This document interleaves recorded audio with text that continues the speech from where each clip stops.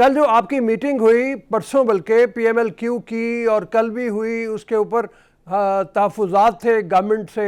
आप वैसे तो पार्टनर हैं गवर्नमेंट में और साथी हैं, उनके हलीफ हैं, लेकिन उसके बावजूद काफ़ी शिकायतें आईं।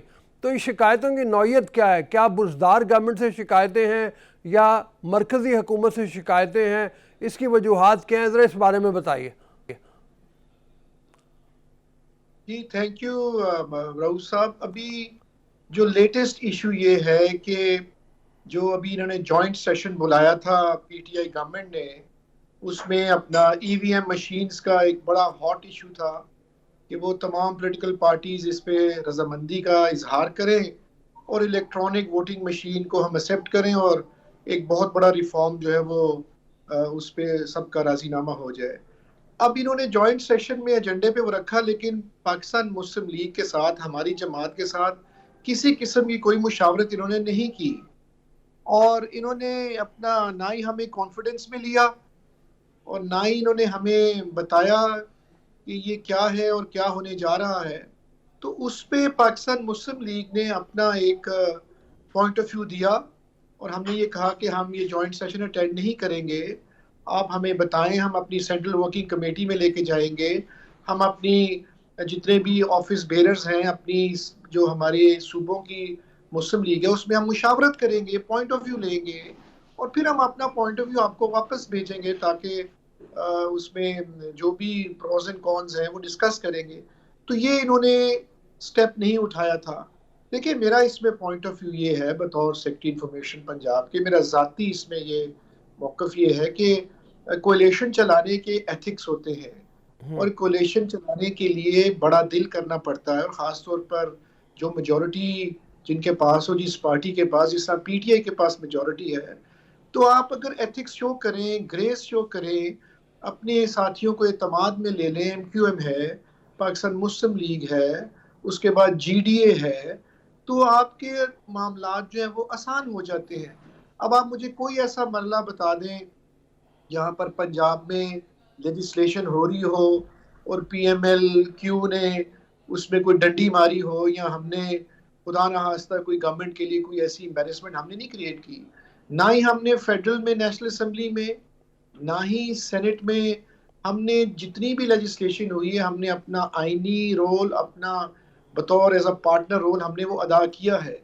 अब देखिए, पिछले 3 साल से जब से हम कोलिशन में हैं, तो हमारा प्राइम मिनिस्टर के साथ खास तौर पर कोई पीटीआई के साथ इतना अच्छा हमारा एक कह लें वो चला नहीं सिस्टम। उस पे फिर प्राइम मिनिस्टर लाहौर आए, वो आके हमारी जमात से मिले, हमारा एक प्लेजेंट मुलाकात थी, हमने अपना पॉइंट ऑफ व्यू बताया कि लोग जो हैं वो गीबत करते हैं, खुशामद करके नेगेटिव बातें आपके जहन में डालते हैं जिससे आपका जहन जो है वो परेशान होता है और आपको पीएमएल पे एतमाद नहीं आता।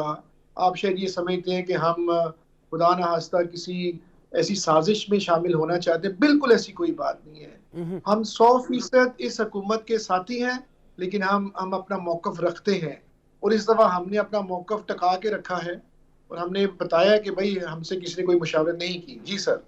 अच्छा, तो ये फरमाइए कि इसका मतलब यह है कि ईवीएम के ऊपर अगर कोई वोटिंग फौरी तौर पे होती है तो आप मुशावरत के लिए टाइम लेंगे पहले, उसके बाद आप ये फैसला करेंगे कि ईवीएम के ऊपर हुकूमत का साथ देना है या नहीं देना। हुकूमत पहले ही मुश्किल है इस मामले में, और जो जॉइंट सेशन हुआ उसमें उसको शिकस्त हुई 2 बिलों के ऊपर।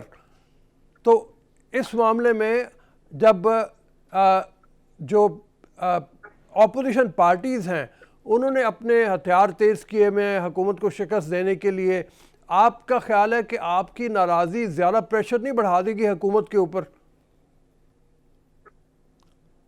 देखिए, ये तो it was writing on the wall.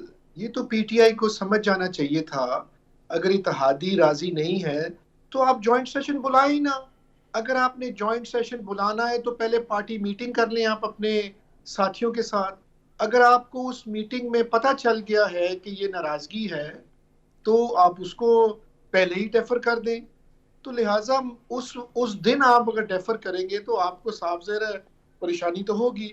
अब ऑपोजिशन अगर ये समझती है कि उन्हें कोई इसका फायदा हुआ है तो ठीक है, लेकिन हम ऑपोजिशन के साथ नहीं है, ना ही हमारा कोई ताल्लुक है ऑपोजिशन के साथ, ना ही हम ये हुकूमत गिराना चाहते हैं, ना ही हम किसी साजिश का हिस्सा बनना चाहते हैं, लेकिन हम अपना पॉइंट ऑफ व्यू तो रखते हैं। हम अपने पॉइंट ऑफ व्यू को एक्सरसाइज करवाना चाहते हैं, हम उसको पुट अक्रॉस करना चाहते हैं, कुछ सुनो तो सही, कुछ समझो तो सही। तो ये हमारा मौकफ है।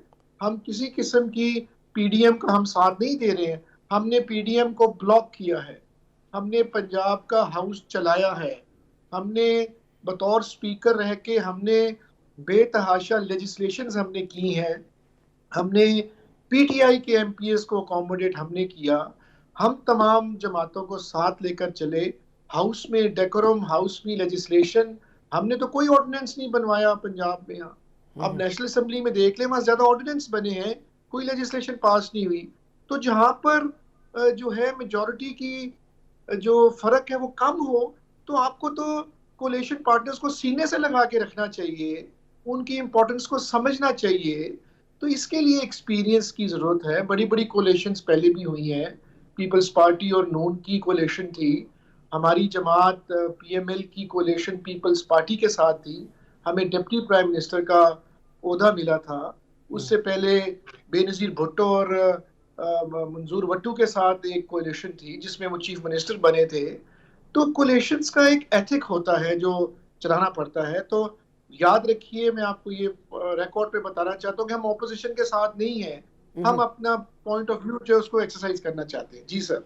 वैसे पर्सनली आपके अपने ख्याल में ईवीएम जो है वो इतना बड़ा कंट्रोवर्शियल मसला बन गया है, लेकिन आप खुद क्या समझते हैं कि ईवीएम के ऊपर गवर्नमेंट को पीछे हट जाना चाहिए?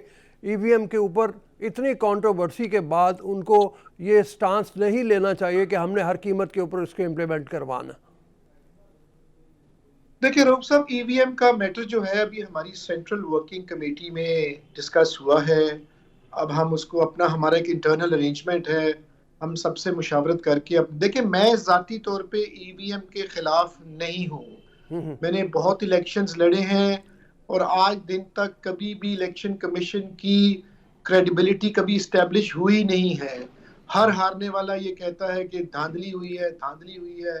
कभी जुडिशरी पे उंगलियां उठती हैं, कभी इंतजामिया पे उंगलियां उठती हैं। तो इतने साल हो गए इलेक्शन हमें लड़ते हुए। तो अगर ईवीएम के साथ अगर क्रेडिबिलिटी में इजाफा हो जाए और ट्रू मैंडेट जो है वो मिल जाए किसी भी रूलिंग जमात को, और विल ऑफ द पब्लिक जो है वो सही मानों में सामने आ जाए, और ईवीएम के जरिए अगर सामने आ जाए और धांधली खत्म हो जाए, तो इससे बड़ा तो और कोई कारनामा हो ही नहीं सकता। देखिए, इस नए सिस्टम को अडॉप्ट करने का कोई इशू नहीं है, और पीटीआई को ये चाहिए, गवर्नमेंट को चाहिए कि आप सक्सेस मॉडल्स बताएं कि पूरी दुनिया में जहां पर डिजिटल वोटिंग होती है, इलेक्ट्रॉनिक वोटिंग होती है, उसका फायदा क्या है, नुकसान क्या है, दुनिया के मॉडल्स आप बताए जाएं। बेशुमार जगहों पर इलेक्ट्रॉनिक वोटिंग होती है। तो इस फिलॉसफी पे कोई किसी को इशू नहीं है, तरीकाकार पे इशू जरूर है जिसका हमने इजहार किया। मैं जाती तौर पर समझता हूँ कि ये ईवीएम अगर हो जाए तो इसमें कोई हर्ज नहीं है। अच्छा, ये फरमाइए, खबरें ये भी हैं कि बुज़दार के ख़िलाफ़ भी आपकी पार्टी को काफ़ी शिकायत हैं, और वो आपके एरियाज़ जो मेंबर्स हैं उनके इलाकों में फ़ंड्स की मुनसिफाना तकसीम ना होना मेरे ख्याल में बुनियादी वजह उसकी हो सकती है। ये शिकायत भी आपने प्राइम मिनिस्टर के सामने रखी हैं, या बुज़दार साहब से आप डायरेक्ट बैठ के बात करते हैं? क्या है मतलब उसमें गिला क्या है? देखिए, हमने तो प्राइम मिनिस्टर के सामने ये कहा था कि जो हमारा रिटर्न एग्रीमेंट है पीएमएल का और पीटीआई का रिटर्न एग्रीमेंट है कोलिशन के हवाले से, उसको आप लेटर एंड स्पिरिट इंप्लीमेंट कर दें, जिसमें हमने ये था कि ऊपर 2 वजारतें, नीचे 2 वजारतें, फिर कुछ ऐसे इजला जहाँ पर हमारी मेजॉरिटी है वहाँ के डेवलपमेंट फंड्स हैं, फिर मेजर डिसीजंस पे मशवरा, पॉलिसी मैटर्स पर मशवरा, और कुछ ऐसे इश्यूज जो आते हैं क्राइसिस के, पीडीएम आ गया, मौलाना फजल रहमान की लॉन्ग मार्च आ गई, वगैरह वगैरह सारा। तो अगर वो एग्रीमेंट आपका इम्प्लीमेंट ना हो तो वही हुआ कि 2-3 साल जो है वो हमारे दरमियान एक कोल्ड किस्म की वेव चलती रही प्राइम मिनिस्टर के दरमियान और हमारी जमात के सरबराहान के दरमियान। फिर इमरान खान साहब आए, हमने कहा कि जो हमारी जो एक लीगल डिमांड है उसको पूरा किया जाए, हमारे वोटर्स को, हमें फंडिंग चाहिए, हमें डेवलपमेंट फंड्स चाहिए, हमें मशवरे में हमें रखा जाए। तो ये हमने कई बारी उनसे ये बताया, लेकिन वो इमरान खान साहब की टीम जो है वो शायद बहुत ही एक्टिव टीम है और वो इसमें बिलीव नहीं करती कोalition में या उनसे मशवरा करने में। तो फिर आपसे मैं सवाल ये करता हूँ कि क्या तरीका है हमें अपना नाराजगी का इजहार करने का? यही तरीका होता है जब कोई लेजिस्लेशन का वक्त आता है, जब कोई बजट का वक्त आता है, फिर ही हम इसका, वरना तो कोई सुनता ही नहीं है हमारी बात। हाँ, तो हमारी जमात में इतनी वजहदारी है, आज भी है, कि हम इस हुकूमत को गिराने में बिल्कुल शामिल नहीं है, ना हम थे शामिल इसमें। लेकिन हम अपनी रिस्पेक्ट जरूर मांगते हैं, हम अपनी रिस्पेक्ट को ही हिफाजत करना चाहते हैं, और उसका यही तरीका था कि हम अपना एक जो रीजन है, इशू, वो हम सबके सामने रखें।